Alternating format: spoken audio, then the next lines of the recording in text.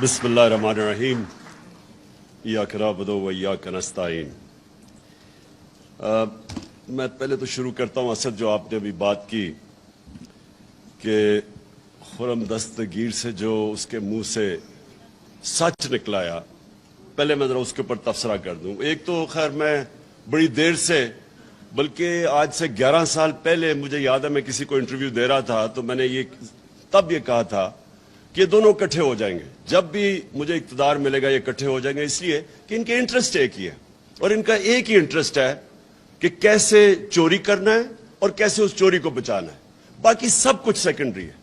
तो वो तो उसने कह ही दिया अपने मुंह से कि ये जो केसेस हैं 100 जजेस आ जाने थे और केसेस थे। अदलिया आजाद है पाकिस्तान में, तो अगर जजेस भी आ जाने थे, यहां तो आजाद अदलिया है, तो किस चीज का आपको डर है? मैं अदलिया के अंदर खड़ा हुआ 10 महीने, इन्होंने मुझे फ्लैट्स के ऊपर, लंदन के फ्लैट के ऊपर इन्होंने मुझे एक एक चीज ग्रिल की। मैं तो कोई मुल्क से बाहर नहीं गया, इसी अदलिया ने मुझे इंसाफ दिया। नून लीग की गवर्नमेंट थी, तो ये किस चीज से डर रहे हैं?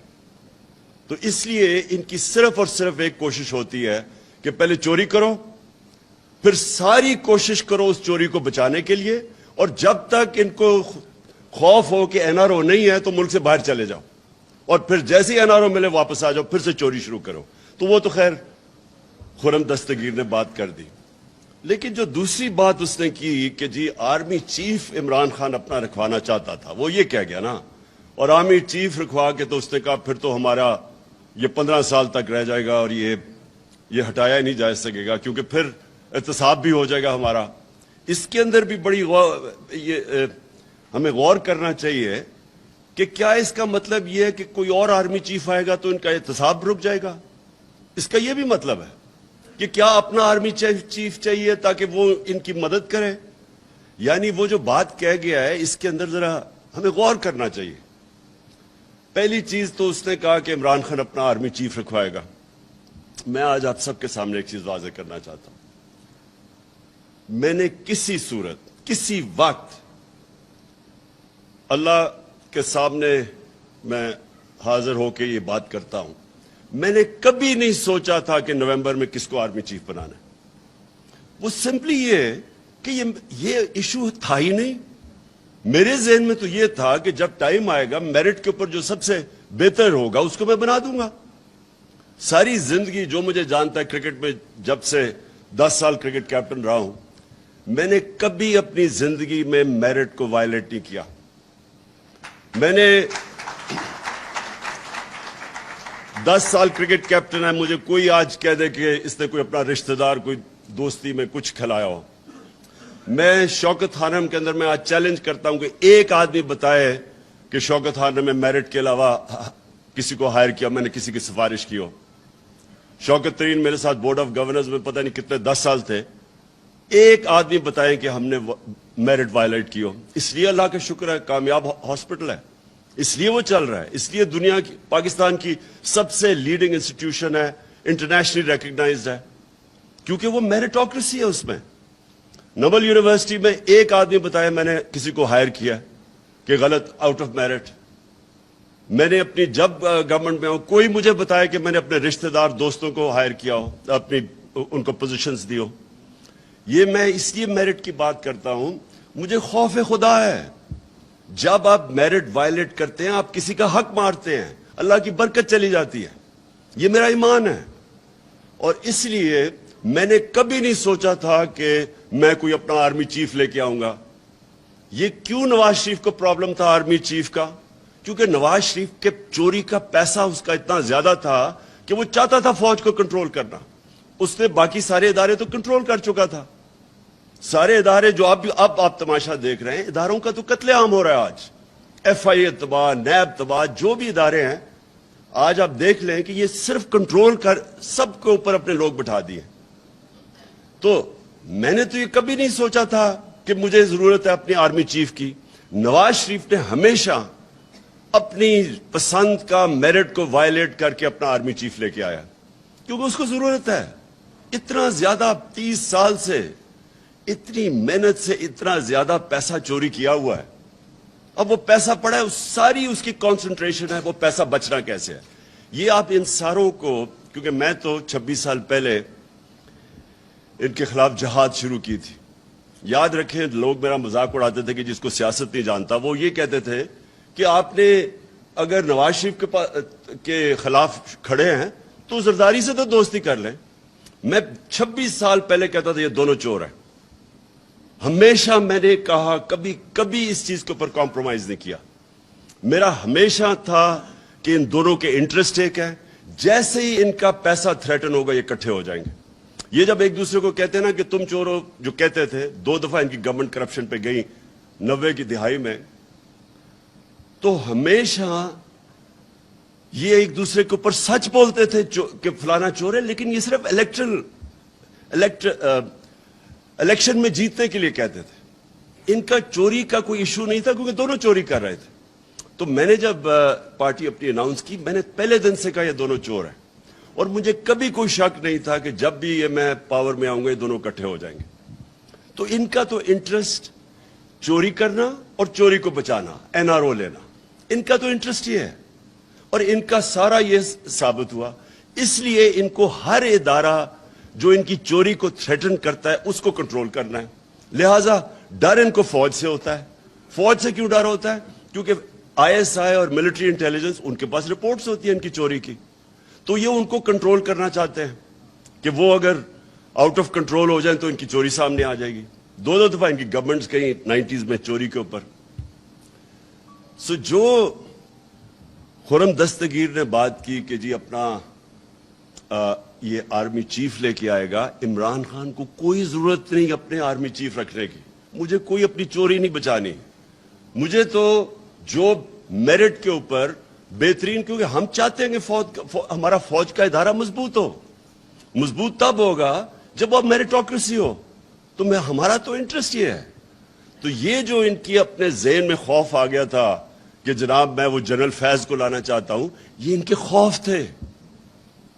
ان کے اوپر خوف طاری ہوا ہے, کیونکہ چوری, اتنی زیادہ چوری جب کر لیں, بلینز آف ڈالرز ان کے باہر پڑے, تو ان کو خوف ہے اس کا. اس خوف کی وجہ سے یہ پینک کر رہے تھے کہ اوہو, یہ اگر وہ نومبر کے اندر اپنا آرمی چیف رکھ لیا تو یہ ملک کو تباہ ہو جائے گا, یعنی ان کی فیوچر تباہ ہو جائے گی. لیکن میں جو مین تھی میں اب اس کے اوپر آنا چاہتا ہوں. دیکھیں, پہلے تو یہ سمجھ لیں کہ امریکہ جب رجیم چینج کرتا ہے تو کیا امریکہ رجیم چینج کرتا ہے دوسرے ملکوں کی بہتری کے لیے؟ اوپر سے تو وہ کہتے ہیں کہ ڈیموکریسی اور ڈیموکریسی, ہم دنیا میں ڈیموکریسی لانا چاہتے ہیں, فری ورلڈ, یہ تو سارا ریٹرک ہے. لیکن رجیم چینج جب بھی ہوتا ہے وہ لوگوں کو, ملکوں کو استعمال کرتے ہیں اپنے انٹرسٹ, اپنے فورن پالیسی کو آگے بڑھانے کے لیے. تو جو رجیم چینج ہوتا ہے, پہلے تو یہ کلیئر ہو جائے, وہ امریکہ اپنے انٹرسٹ کے لیے کرتا ہے, وہ ہمارے انٹرسٹ کے لیے نہیں کرتا. اب کیا ہمارے انٹرسٹ میں ہے کہ ہم بیسز دیں امریکہ کو؟ کیا یہ ہمارے انٹرسٹ میں ہے؟ کیا ہمیں پتہ نہیں چلا کہ ابھی یہ جو وار آن ٹیرر ہوئی تھی, اس میں جو ہماری تباہی ہوئی, یہ اسلام آباد ایک فورٹرس بنا ہوا تھا, خود کش حملے ہو رہے تھے, کرکٹ ٹیم یا ٹور نہیں کرتی تھی, انویسٹر تو بڑی دور کی بات ہے. کیا یہاں میریٹ کے اندر جو بم بلاسٹ ہوا, تو ہمیں سب کو پتہ ہے کہ ہم استعمال ہوئے تھے اس میں. ہمیں ہمارے سربراہ کو دھمکی دی گئی تھی تب بھی کہ we will bomb you into stone age اگر آپ ہماری جنگ میں نہیں شامل ہوں گے. اور ہم شامل ہوئے, جھوٹ بولا ہمارے سے. مجھے یاد ہے میں وہ میٹنگز میں تھا کہ نہیں جی ہم تو ان کو صرف لاجسٹیکل سپورٹ دے رہے ہیں. ادھر سے شروع ہوا. میرے اسمبلی میں تقریر ہے جب انہوں نے فوجیں بھیجنی شروع کی اپنی وزیرستان میں نے ان کو سمجھایا. کیونکہ اگر آپ نے تاریخ پڑھی ہو, سارے اس علاقے کی تاریخ پڑھی ہو, اتنی اسٹوپیڈیٹی کبھی بھی کسی ہمیں نہیں کرنی چاہیے تھی. مجھے ابھی بھی یاد ہے میں نے سپیچ کی کہ میں وہ علاقوں کو کیوں بہتر جانتا تھا. میں نے ایک ٹریول بک لکھی تھی سارے قبائلی علاقے میں پھر کے.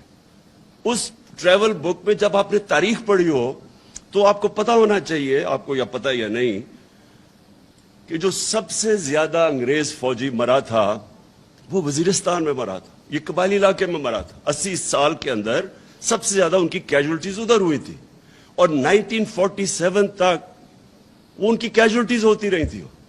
बाकी हिंदुस्तान में अमन था 1857 के बाद, लेकिन कबायली इलाके में कॉन्स्टेंटली कहीं ना कहीं लड़ाई हो रही थी। 1935 में आधी ब्रिटिश इंडियन आर्मी इसके बाहर थी, वजीरिस्तान के बाहर। हमें जिस तरह पूरा अमन था, हमारा एक फौजी नहीं था, एक चौकी नहीं थी पुलिस की, वहां टोटल जिधर हमें ना हमारा कोई खर्चा था ना कुछ था, वो हमारी फौज थी। हमने इतना बड़ा जुल्म किया वहां फौज भिजवा के। और मुझे अभी भी याद है 2003-4 में जब फौज भिजवाई अमेरिका के प्रेशर के ऊपर। फिर मैं जरा अब आपको एक इंसिडेंट बताऊं। लोगों को तो पता नहीं था क्या हुआ वहां। लोगों को तो वही जो पैसा चला था अभी रिजीम चेंज के ऊपर हमारे पे चला, जो मुसद्दक के ऊपर चलाया गया। जब उसको पहले तो बदनाम करते हैं ना किसी को, जब रिजीम चेंज करना हो पहले मीडिया पे पैसा चलता है, तब भी मीडिया पे पैसा चल रहा था। मुझे तालिबान खान कह रहे थे कि ये जी प्रो टेररिस्ट है, ये उसके खिलाफ है, ये दहशतगर्दों के साथ है। मुझे तब याद है कि इतनी बड़ी कैंपेन चली कि जी जो भी कहे कि ये जी इस जंग में ना शिरकत करो, ये हमारी जंग नहीं है, जो भी कहे उसके पीछे पूरा मीडिया टैग आ जाए। और लोगों को पता ही नहीं था कबायली इलाके का। मैं तो जानता था। तो मुझे याद है मैं मिला जनरल औरंगजेब को। ये बड़ा इंपॉर्टेंट है आपके लिए समझना कि इस मुल्क से हुआ क्या था। जनरल औरंगजेब उस वक्त कमांडर थे सारी जो हमारी आर्मी थी कबायली इलाके में। तो वो कहते कि हमने एक अकॉर्ड साइन किया 2006 में के करीब, एक वजीरिस्तान अकॉर्ड किया। तो कहता है अमेरिकन का एक बड़ा हाई लेवल डेलीगेशन आया हमारे साथ पूछने, हमें हमारे से बातचीत करने के लिए। रेगुलर मुलाकात होती थी, हम उनके एलाय थे। वो और बात है कि हम उनके एलाय थे, वो हमारे ऊपर ही बमबारी कर रहे थे। तो वो जब बात कर रहे तो ये एक्सप्लेन कर रहे थे उनको कि हमने क्यों इनसे ये पीस अकॉर्ड किया। इन्होंने बताया कि हमारी कैजुअल्टीज बहुत ज्यादा हो रही थी, हम पाकिस्तान की फौज की कैजुअल्टीज हो रही थी। तो वो एक कहता उनका जो एक सीनियर आदमी वो चुप करके सुनता रहा। जब हमने उसको एक्सप्लेन कर दिया कि जी हमारे ये मसले थे इसलिए हमने वजीरिस्तान अकॉर्ड साइन किया है, तो वो कहता वो सीनियर जो उनका ऑफिशियल था वो कहता ये जरा सुने, we are paying you to fight not to have piece accords. हुक्म दिया और उन्होंने अकॉर्ड तोड़वाया, ड्रोन अटैक करके तोड़वाया अकॉर्ड। तो हम मर रहे थे यहां, हम यानी कोई पाकिस्तानी उधर भी मर रहा है इधर भी मर रहा है, हमारे ऊपर ड्रोन अटैक्स हो रहे थे। मुझे आज बताएं कि एक जगह कभी किसी ने अप्रिशिएट किया है कि जिस मुल्क में उनके साथ वॉर ऑन टेरर के अंदर सबसे ज्यादा कुर्बानियां दी, एक जगह अप्रिसिएशन हुई है? वो इसलिए नहीं हुई कि हमने अपने आप को इस्तेमाल होने दिया। तो मैं जब ये कह रहा था कि ये बेसिस के ऊपर एब्सोल्युटली नॉट, वो इसलिए कि मेरे मुल्क का इंटरेस्ट है। हम क्यों किसी की जंग में शामिल हो? हम अगर अफगानिस्तान के अंदर अब तालिबान की गवर्नमेंट है, हमें क्या जरूरत है कि उनको यहां से कोई उधर अटैक जाए या वो कुछ करे? और हमें क्या जरूरत पड़ी हुई है कि हम वैसी कॉम्बैटेंट बन जाए? आप जितने मर्जी कहें कि नहीं जी हम सफाइयां पेश करें, लेकिन जैसे ही आपकी जमीन इस्तेमाल होगी आप ऑटोमेटिकली उनके साथ उनके शामिल हो जाएंगे उनकी जंग में। इसलिए ये हमारा इंटरेस्ट है। देखिए मैं कभी अपने आप को एंटी अमेरिकन नहीं समझता। हमारी बड़ी जबरदस्त पाकिस्तानी अमेरिकन कम्युनिटी है जो सबसे अमीर पाकिस्तानी डायस्पोरा है। हमें तो कभी उनसे ताल्लुकात खराब नहीं करने चाहिए। हमारे जो अमेरिका सुपर पावर, एक्सपोर्ट्स हमारी सबसे ज्यादा अमेरिका है, हमें किसी सूरत ताल्लुकात नहीं खराब करने चाहिए। लेकिन क्या हमें अपने आप को इस तरह टिश्यू पेपर की तरह इस्तेमाल होना चाहिए? अब उनका एजेंडा क्या है? उनका एजेंडा बड़ा सीधा है, इसराइल को रिकॉग्नाइज करो, हिंदुस्तान को एक्सेप्ट करो कि यहाँ लोकल थानेदार है हमारा, उनको अपनी कश्मीर को भूल जाओ, क्योंकि वो चाहते हैं कि हिंदुस्तान तकड़ा हो और ताकि वो चाइना को फेस करे। तो हमें वो चाहते हैं कि हम बड़े आराम से जो हिंदुस्तान का है उसको सल्यूट करो। अब क्वेश्चन ये है कि क्या ये पाकिस्तान का इंटरेस्ट है? जिस वक्त आप इसराइल को रिकॉग्नाइज करते हैं, आप याद रखें कि आपका जो जितना कश्मीर का मौकफ है उसी दिन जीरो हो जाता है। जब आप उसको रिकॉग्नाइज अगर आप एक्सेप्ट कर जाते हैं कि पैलेस्टीनियन जब रिकॉग्नाइज करते हैं تو آپ ایکسپٹ کر جاتے ہیں کہ پیلسٹینین کا کوئی رائٹ نہیں رہا، اس کا مطلب کشمیریوں کا بھی کوئی رائٹ نہیں رہا. تو آپ وہ کشمیریوں کی جو 1 لاکھ سے اوپر انہوں نے قربانیاں دی پچھلے 30 سال سے، اس ساروں کے اوپر ان کی قبر کھود دیتے ہیں. جو کشمیری آج دیکھ رہے ہیں کہ واحد پاکستان کھڑا ہے ان کے ساتھ جو بولتا ہے، جس وقت ان کو یہ پتا چلا کہ پاکستان نے ریکگنائز کر دیا اور انڈیا سے تعلقات ٹھیک کر دیے، کشمیر ایشو ختم ہو گیا. اور وہ ختم ہو گیا تھا پہلی دفعہ جب یہ اٹھا ہے یو این سیکیورٹی کاؤنسل میں، انٹرنیشنل فورمز، وہ ہمارے دور میں اٹھا ہے. اس سے پہلے تو یہ نہیں لیتا تھا. نواز شریف جب ہندوستان گیا، اس نے تو حریت کانفرنس کے ممبرز کو ہی نہیں ملا یہ کہ نریندر مودی نہ ناراض ہو جائے. ہم انڈیا کے خلاف، ہم چاہتے ہیں کہ انڈیا سے اچھے تعلقات ہو، کوشش بھی کی، لیکن آپ کدھر لائن ڈرا کریں گے کہ کدھر ایک ملک کا نظریہ آئے گا، کدھر آپ کا موقف آئے گا کہ جس کے اوپر آپ ایک پاکستان بڑے خواب کا نام تھا. تو جب آپ کے کوئی اصول ہی ختم ہو گئے کہ اچھا یہ جو حسین حقانی اور یہ نجم سیٹھی ٹائپس ہیں، یہ کیا چاہتے ہیں؟ یہ چاہتے ہیں آرام سے غلامی کرو، امریکہ کی جو وہ کہتا ہے مانو، تو وہ تھوڑے سے ڈالرز بھیج دیں گے. میرا اگلا کوشچن یہ کہ کیا اس سے پاکستان پیر پہ کھڑا ہو جائے گا؟ کیا تھوڑے اور ڈالر مل جائیں گے؟ کیا یہ ملک سروائیو کر جائے گا؟ کیا یہ ملک اپنی سارے پرنسپل سٹینڈز ختم کر کے، اپنا نظریہ ختم کر کے، کیا یہ کوئی مجھے گارنٹی کر سکتا ہے کہ یہ ملک ترقی کر جائے گا؟ کیا یہ نہیں ہم کرتے آئے آج تک؟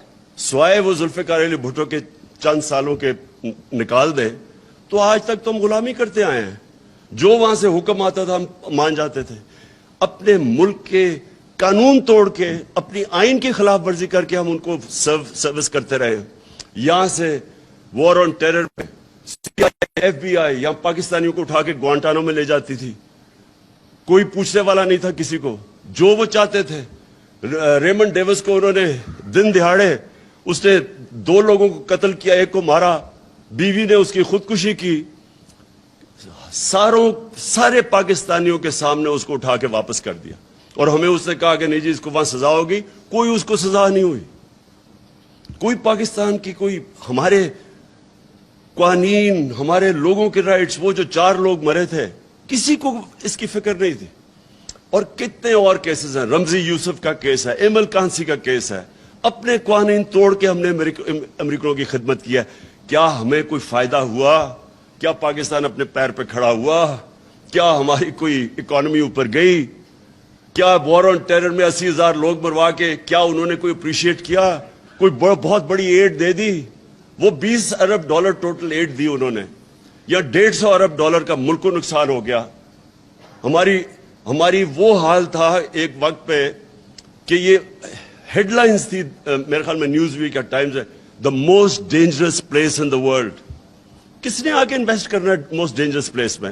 ساری دنیا میں ہمارا نام لگے گا سب سے بڑے دنیا کے دہشت گرد پاکستان میں. تو ہمیں بجائے فائدہ ہونے کے نقصان ہی نقصان ہوتا رہا.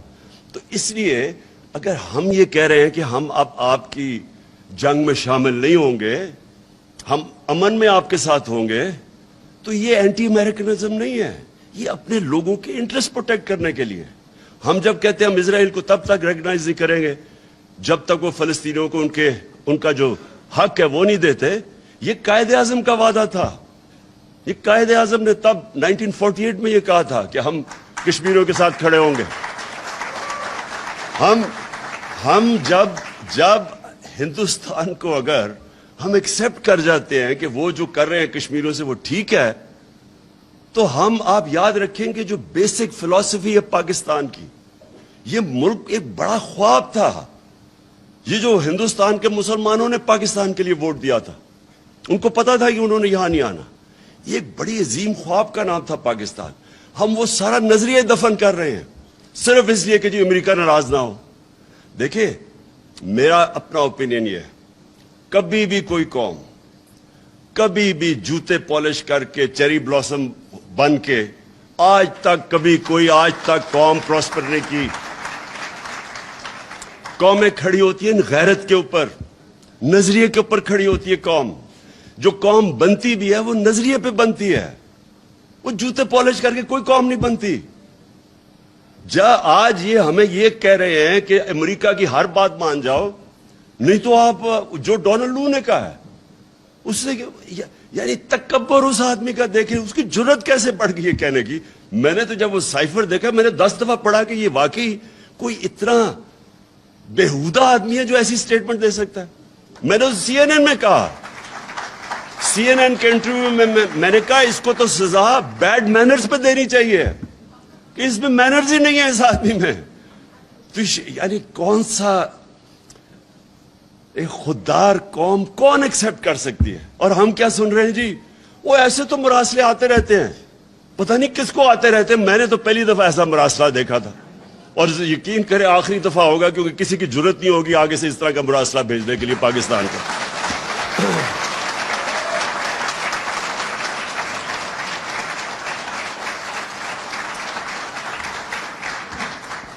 دیکھیں جی, ایک بس اب سنیں ذرا میری بات. دیکھیں یہ بڑا امپورٹنٹ ہے.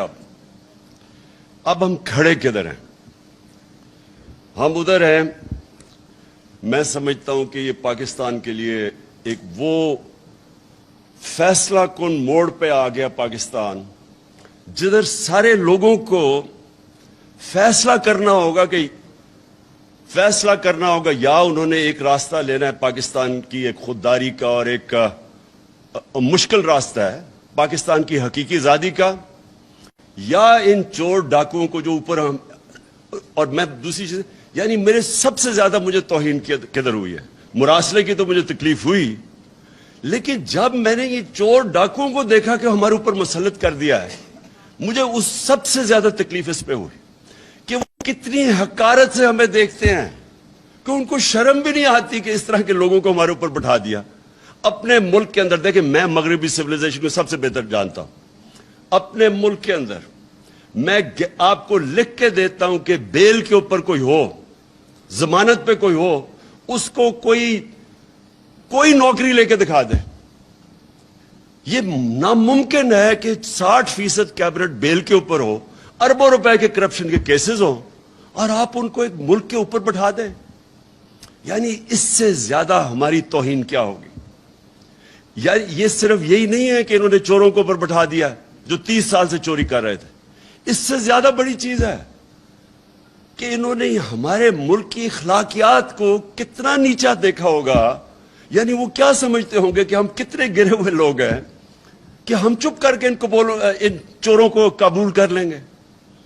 اس سے زیادہ شرمناک چیز, دیکھیں میں نے دنیا دیکھی ہے, میں اس لیے کہہ رہا ہوں, میں نے دنیا کے اندر کسی خوددار ملک کے اندر اس طرح کی چیز کو تصور بھی نہیں کر سکتا. میں جب یہ دیکھ رہا تھا, جب مجھے یہ پتا چلا اس سازش کا, اور سازش کا مجھے سال پہلے اندازہ ہو گیا تھا کہ گیم شروع ہوئی ہے, تو میں جب بھی میں سوچتا تھا نا, تو میں ہمیشہ سوچتا تھا کہ یہ سازش کیسے ہوگی. کیا شہباز شریف کو ملک کا کوئی پرائم منسٹر بنا دے گا؟ لوگ کہتے ہیں کہ دیکھیں یہ عمران صاحب آپ نے کیا کچھ نہیں, جب آپ کو پتا تھا سازش ہو رہی ہے کیوں نہیں کچھ کیا. میں یقین کرو, میں آنیسٹلی آپ کو ایک بات آج بتا رہا ہوں, میں تصور بھی نہیں کر سکتا کہ کوئی شہباز شریف کو ملک کا پرائم منسٹر بنا دے گا. میں نے ایک دن میں نے نیوٹرل سے بات کی,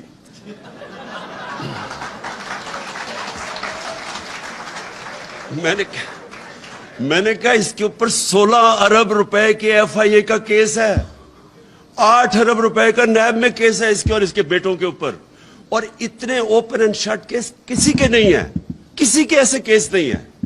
آپ حیران ہو جائیں گے کہ اتنا بلیک اینڈ وائٹ. یعنی نواز شریف کا تو چلے پھر بھی اس نے اپنے نام پہ کچھ نہیں کیا, بیٹی کے نام پہ فلیٹس لیے, اس کا تو ڈائریکٹلی یہ اور اس کے بیٹے امپلیکیٹڈ ہے اس میں. اور کسی اور ملک میں 1 سال پہلے ان تینوں نے جیل میں ہونا تھا. یہاں میں سوچا, میں نے کہا یہ کوئی سوچ سکتا ہے کہ 16 ارب کے کیسز وہ اور 8 ارب کے نیب میں, اور ایسے کیسز. یعنی اتنا, وہ کہتے ہیں نا نقل میں بھی عقل چاہیے, اتنے بھونڈے طریقے سے انہوں نے چوری کی ہے کہ اس میں باچی کوئی نہیں سکتا. اگر کوئی عام آدمی ہوتا نا, آپ یقین کریں وہ 2 ہفتے میں یہاں اس ملک میں جیل میں ڈال دینا تھا اس کو. تو میں اس لیے وہ تیاری نہیں ہے, کچھ نہیں کیا. میں آخری منٹ تک سوچتا رہا کہ نہیں یہ نہیں ہو سکتا, کہ اس کو نہیں بنا سکتے. یہ کیوں فیصلہ کن وقت ہے؟ کیونکہ اب اس سیٹ اپ کو ملک کے اوپر مسلط کرنے کے لیے سارا ملک کے اداروں کو تباہ کرنا پڑے گا. اگر یہ جو سیٹ اپ ہے اس کو لوگوں کو ہضم کروانے کے لیے جو قدم اٹھائے جا رہے ہیں, یہ اصل میں پاکستان کی ڈسٹرکشن ہے. کیسے؟ نمبر 1, پارلیمنٹ تو ہوگی تباہ. یہ اگر راجہ ریاض پارلیمنٹ کے اندر اپوزیشن لیڈر ہے, آپ سمجھ جائیں کہ اس پارلیمنٹ کی کیا اہمیت رہ گئی. ابھی یہ بجٹ پاس ہو رہا ہے نا, وہ راجہ ریاض اگر اس کو اپوز کرے, آپ سمجھ جائیں کہ پارلیمنٹ کی تو ختم ہو گئی. ادھر جو پنجاب کے اندر مذاق ہو رہا ہے, جو پنجاب میں مذاق ہو رہا ہے, یہ جمہوریت کی توہین ہے. یہ ہماری عدلیہ کے لیے بہت بڑا چیلنج ہے کہ جس طرح کی چیزیں کی جا رہی ہیں, وہ مجرم نمبر 2 اس کو مسلط کرنے پہ پنجاب میں آپ یقین کریں کہ جمہوریت کی پارلیمنٹ کی دھجیاں اڑائی جا رہی ہیں. ایک وہ ایوان اقبال کے اندر پارلیمنٹ چل رہی ہے, تو دوسری چل رہی ہے پارلیمنٹ ہاؤس میں. مذاق ہو رہا ہے. جو الیکشن کمیشن کر رہے ہیں, جس طرح کا اس نے سمپل چیز تھی کہ جیسی وہ جو ریزرو سیٹ جاتی ہیں تو وہ ایک دم ریپلیس ہو جاتی ہیں, وہ الیکشن کمیشن جس طرح کوشش کر رہے ہیں انجینئر کرنے کے لیے حمزہ شریف کو بٹھانے کے لیے, ساری الیکشن کمیشن کی کریڈیبلٹی ختم ہو چکی ہے. آج کوئی کسی میں یہ نہ کہے کہ ختم ہو جائے گی, اس کی کریڈیبلٹی ختم ہو چکی ہے. ہمیں پتہ ہے وہ جا کے بیٹھتا ہے وہ شہزادہ اور شہزادی لاہور میں, اور ان کے ایم این ایز آتے ہیں بیٹھ کے, وہ ساری انجینئرنگ کر رہے ہیں. جو وہ اٹھایا ہوا ہے انہوں نے لاہور کے اندر, ایک بریگیڈیئر رانجھا ہوتے تھے جنہوں نے 2013 میں ساری انجینئرنگ کی تھی نون لیگ کے لیے. اور اب جو ہو رہا ہے, اس سے کیا ہو رہا ہے؟ اس سے نقصان صرف پاکستان کی جمہوریت کو ہو رہا ہے.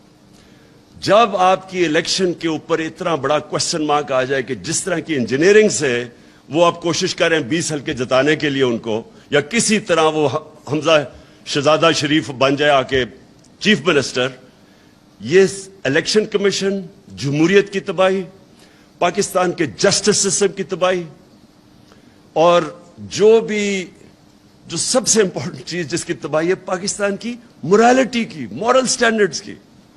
دیکھیں مورالٹی کے اوپر کھڑا ہوتا ہے ملک. پلیز ایک چیز یاد رکھیں, کیونکہ میں نے تو بڑا کلوزلی دیکھا ہوا ہے برطانیہ کا سسٹم اور جو پاکستان کا, کیونکہ میں تو 25-30 سال بیچ میں رہتا تھا کرکٹ کی وجہ سے. دیکھیں جو ملک کھڑا ہوتا ہے نا, وہ کھڑا ہی ہوتا ہے ایک چیز پہ, مورل ویلیوز پہ. نبی صلی اللہ علیہ وسلم نے جو مدینہ کی ریاست سیٹ اپ کی تھی, میں اس لیے لوگوں کو بار بار سمجھاتا ہوں کہ ہمارا جو ماڈل ہے وہ دنیا نے اڈاپٹ کیا ہوا ہے مدینہ کی ریاست کا. میں نے مدینہ کی ریاست کی اس لیے بات کہ وہ اصول جو انہوں نے سیٹ اپ کیے تھے مدینہ میں, وہ جو کامیاب ویسٹرن ڈیموکریسی ہے اس میں وہ اصول اڈاپٹ کیے ہوئے ہیں. جو امر بالمعروف ہے, اللہ کا حکم ہے کہ اچھائی کے ساتھ کھڑی ہو, وہ کیا ہے کہ معاشرہ برائی کو فائٹ کرتا ہے. اب آپ کے سامنے یہ تماشا ہو گیا ہے کہ لوگوں کو اوپر بٹھا دیا ہے. یہ معاشرے کے اوپر اللہ نے فرض کیا ہوا کہ آپ نے اس کے خلاف کھڑے ہونا ہے.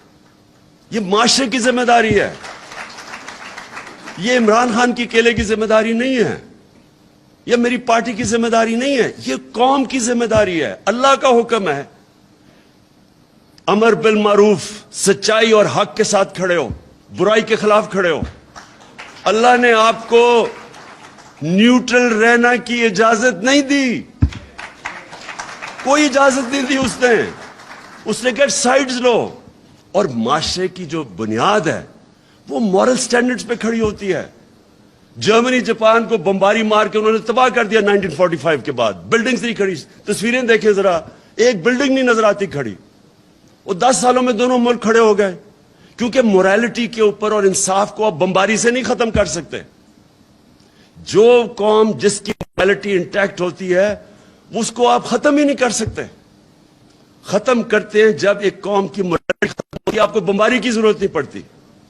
मेरे सामने हमारी जिंदगी में बैरूत होता था, दुबई। हमारी जिंदगी में सारी दुनिया छुट्टियां बनाने के लिए बैरूत जाती थी। लेबनान एक सबसे खुशहाल तबका था सारे मिडल ईस्ट में। आज उसके जरा हालात देखे, 70% लोग गुर्बत से नीचे गिर गए हैं। कोई किसी ने बमबारी नहीं की, उनकी करप्शन ने। करप्शन होती है जब आपकी मॉरल स्टैंडर्ड्स गिर जाती हैं, जब करप्शन आ जाती है। उनकी करप्शन ने खत्म कर दिया लेबनान को। आज वहां गुर्बत है, लोग छोड़ छोड़ के जा रहे हैं बाहर। सो जो हमारे जुल्म किया है, ये अमेरिका को तो फायदा हो गया, वो तो उन्होंने रजीम चेंज कर दी। उनका मकसद हमारी बेहतरी तो नहीं थी, वो तो अपने आप को, पाकिस्तान को फिर इस्तेमाल करना चाहते हैं। लेकिन हमारे लोग, ये जो ऊपर आके बैठे हैं, इनका मकसद क्या था? इनका मकसद अपनी चोरी बचाना था, जो खुर्रम दस्तगीर ने कह दिया। अब जब चोरी बचानी है, तो चोरी बचाने के लिए ये फिर से मैं रिपीट करता हूं, अपने सारे इंसाफ के इदारों के कब्र खोद दिया इन्होंने। जो इन्होंने नैब के अमेंडमेंट्स किए हैं, इसका तो सिंपल मतलब यह है कि व्हाइट कॉलर क्राइम को अब पाकिस्तान में इजाजत दे दी है। सिर्फ वो भैंस चोर और गाड़ी चोर और वो साइकिल चोरों को पकड़ के जेलों में डालो, बाकी इनको तो इजाजत मिल गई है। व्हाइट कॉलर क्राइम दुनिया में पकड़ना मुश्किल होती है, उसके लिए आपको बड़े वकील चाहिए, सेटअप चाहिए। तो वो बड़ी मुश्किल से नैब बनी थी। नैब ने अच्छे बुरे काम किए, वो कई दफा उनको इजाजत दी गई। हमारे दौर में इजाजत दी नैब को। हमारे दौर में 480 अरब रुपया नैब ने रिट्रीव किया था 3.5 सालों में। उससे पहले 18 साल में 280 अरब रुपया रिट्रीव किया था, क्योंकि हमने नैब को छोड़ा हुआ था, हम कोई उसको प्रेशर नहीं कर रहे थे। अब इन्होंने आके नैब खत्म कर दिया। उस इंटीरियर सनाउल्लाह के नीचे जब नैब होएगी, आप खुद ही अंदाजा लगाएं कि वो नैब ने क्या करना है। अब वो सिर्फ विक्टिमाइज करेंगे, लोगों को तंग करेगी, इस्तेमाल करेंगे, FIA को इस्तेमाल करेंगे केसेस बनाने के लिए। तो ये इदारे तो खत्म हो गए अब। लेकिन सबसे इंपॉर्टेंट चीज ये, मैं फिर से रिपीट करता हूं, इन्होंने इस मुल्क की अखलाकियात के ऊपर जो जुल्म किया है, इन चोरों को ऊपर बैठा के, और इन चोरों को अपनी चोरी बचाने के लिए, अब NRO लेने के लिए, अब ये जो करेंगे मुल्क के साथ, मैं आपको यकीन दिलाता हूं, पाकिस्तान को किसी दुश्मन, बैरूनी दुश्मन की जरूरत नहीं है। ये वो काम कर देंगे जो कोई दुश्मन नहीं कर सकता। ये अंदर से मुल्क को तबाह करेंगे। और आपके सामने है कि एक चलती हुई, अभी शौकत तरीन ने आपको फिगर्स दिखा दी कि हर चीज पॉजिटिव थी पाकिस्तान की। इंडस्ट्रियल ग्रोथ पॉजिटिव थी, एग्रीकल्चर, वो अभी जमशेद चीबानी ने बताया, वो बताना था कि एग्रीकल्चर ग्रोथ ऊपर जा रही थी। हर सर्विसेज इंडस्ट्री, IT के अंदर हमने चेंजेस लेके आए थे। पाकिस्तान की एक्सपोर्ट, जो असल चीज है, जैसे मुल्क ऊपर जाता है, एक्सपोर्ट्स ऊपर जा रही थी। ओवरसीज पाकिस्तानी ने कॉन्फिडेंस था पाकिस्तान में, रेमिटेंसेस रिकॉर्ड भेज रहे थे। और वो टाइम जो कि सबसे मुश्किल टाइम था, पहले बैंकरप्ट इकोनॉमी, उसको स्टेबलाइज करना, फिर कोरोना आ गया, फिर कमोडिटी सुपर साइकिल आ गया, उस सारे में से नेविगेट करके मुल्क को निकाल रहे थे। मैंने और शौकत ने जब जाके न्यूट्रल्स को समझाया कि पॉलिटिकल इंस्टेबिलिटी मुल्क नहीं अफोर्ड कर सकता, बड़ी मुश्किलों से, क्योंकि एक इंटरनेशनल सुपर साइकिल आया हुआ है, हमारे पास फॉरेन एक्सचेंज की कमी है, हमारा रुपया, हमारा करेंसी अफेक्ट होगी पॉलिटिकल इंस्टेबिलिटी से। ये बिल्कुल इस साजिश को रोके, क्योंकि सबसे पहला इंपैक्ट पड़ना था हमारी करेंसी के ऊपर, फॉरेन एक्सचेंज पे, जैसी इंस्टेबिलिटी होनी थी। और वही हुआ, और वही नहीं हुआ जो उसके इंपैक्ट पड़े। और ये जो 3 साल से लगे हुए थे, महंगाई और नाहल है, हमें पूरी तरह पता था कि इनको ना समझ थी इकोनॉमी की, क्योंकि अगर करते तो 10 साल जो पहले इन्होंने किया था, हमें तो पता था क्या करना है। इनकी कोई तैयारी नहीं थी, सिर्फ एक तैयारी थी कि NRO इन्होंने लेना था। उसके अंदर आपके सामने सारी आज इकोनॉमी नीचे जा रही है, पाकिस्तान डिस्टेबलाइज हुआ है। आम लोगों के लिए महंगाई वो हुई है इनके 2 महीने में, जो हमारे 3.5 साल में इस तरह की महंगाई नहीं हुई। हमारे ऊपर भी कमोडिटी सुपर साइकिल था, हमने भी डील करना था कोरोना के साथ। हम भी IMF प्रोग्राम में थे, तो हम तो 2.5 साल से IMF प्रोग्राम में, हमने क्यों नहीं ऐसी महंगाई की? इन्होंने आते साथ ही सारा कुछ या हमारे पे डाल रहे हैं या IMF पे डाल रहे हैं, क्योंकि इनकी सोच ही सिर्फ अपनी जात के ऊपर थी। جو خرم کہ ہمارا تو مقصد یہ تھا کرپشن بچانا. تو میں آخر میں آج میں پاکستانیوں کے سامنے کہ دیکھیں یہ ایک جینوئن پاکستان میں ایک آ گیا ہے کراس روڈ, یا ادھر جا سکتے ہیں یا ادھر جا سکتے ہیں. وہ نیوٹرل بیچ میں راستے کا وہ گیئر ہی نکل گیا. فیصلہ اب ہم نے کرنا ہے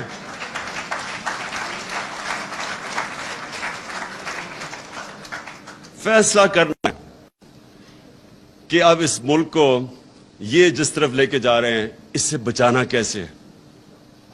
یہ جو اگر ان کا کسی کا خیال ہے, میں ریپیٹ کرتا ہوں کہ ہم جناب امریکہ کے پیر پکڑیں گے, وہ امبیسڈر کے پاس بھی پہنچ گیا ہوگا, وہ مجھے پتا ہے مفتاح اسماعیل, میں امیجن کر رہا ہوں کہ وہاں جا کے ایسے ہاتھ جوڑ کے بیٹھ گیا ہوگا کہ جی میں آپ کے جوتے پالش کر دوں, اگر آپ نہیں کرتے تو میں شہباز کو بلا لیتا ہوں, وہ اور زیادہ اچھے کرتا ہے جوتے پالش. اس سے کوئی فرق نہیں پڑنے لگا. امریکن مائنڈ کو سمجھے, ان کی بڑی سمپل فلسفی, دیر از نو فری لنچ. ہر چیز کی قیمت ہے, اور وہ جو قیمت ہے وہ اگر پاکستان اگر وہ قیمت ہم ادا کرنے کے لیے تیار ہیں تو سارا نظریہ پاکستان کو دفن کرنا پڑے گا. بڑا عظیم اس کا نظریہ تھا, اور اس کا نعرہ تھا کہ پاکستان کا مطلب کیا, لا الہ الا اللہ. یہ بڑا عظیم نعرہ ہے, یہ خودداری کا نعرہ ہے, غیرت کا نعرہ ہے. یہ کبھی بھی یہ ایک چھوٹے سے آدمی کو بڑا آدمی بنا دیتا ہے, لا الہ الا اللہ. ایک عام آدمی لا الہ الا اللہ کے اوپر خودداری آ جاتی ہے, اس پہ غیرت آ جاتی ہے, رسپیکٹ کرتے ہیں لوگ اس کو. یہ جو آپ جھکتے ہیں, اور مجھے شرم آتی ہے کہ جس طرح انہوں نے ہمارا دنیا میں ذلیل کیا اب تک, جا کے جس طرح پرچیاں پکڑ کے اس کے اوباما کے سامنے بیٹھے ہوں, جس طرح پتہ نہیں وہ کوئی اس کا کوئی پتہ نہیں گیا ماسٹر ہے اس کا. اور دوسری طرح وہ اچھا اوباما تو دور کی بات ہے, یہ امریکن امبیسڈر کے سامنے آپ کو دیکھنا پڑے گا کیسے گرتے ہیں. تو یہ جب ہاں برٹش امبیسڈر کو کیک کھلایا جا رہا ہے, کیک کھلایا جا رہا ہے اس کو کہ شاید وہ ہماری سفارش کر دے. یہ جو بے شرمی ہے, یہ لا الہ الا اللہ اس کو دور کرتا ہے. کوئی نہیں ہے خدا سوائے اللہ کے, کوئی کسی کے سامنے اللہ کا حکم ہے, تمہیں جھکنے کی ضرورت ہی نہیں ہے کیونکہ اللہ ہے. یہ دیکھیں, یہ اب ہم ریئلائز نہیں کرتے. میں اتنی دیر سے جب بھی میں یہ کرکٹ بھی کھیلتا تھا مجھے بڑی تکلیف ہوتی تھی. کبھی میں یہ دیکھتا تھا جا کے ہمارے جو لیڈرز ہیں جس طرح یہ بے شرمی سے ان کے سامنے جھکے ہوئے ہوتے تھے. بالکل اس سیاست نے صحیح بات کی. 22 کروڑ دنیا کا 5واں بڑا آبادی میں ملک ہے, نیوکلیر آرمڈ سٹیٹ ہے, ہماری ایک زبردست فوج ہے جو ہمیں پروٹیکٹ کر سکتی ہے.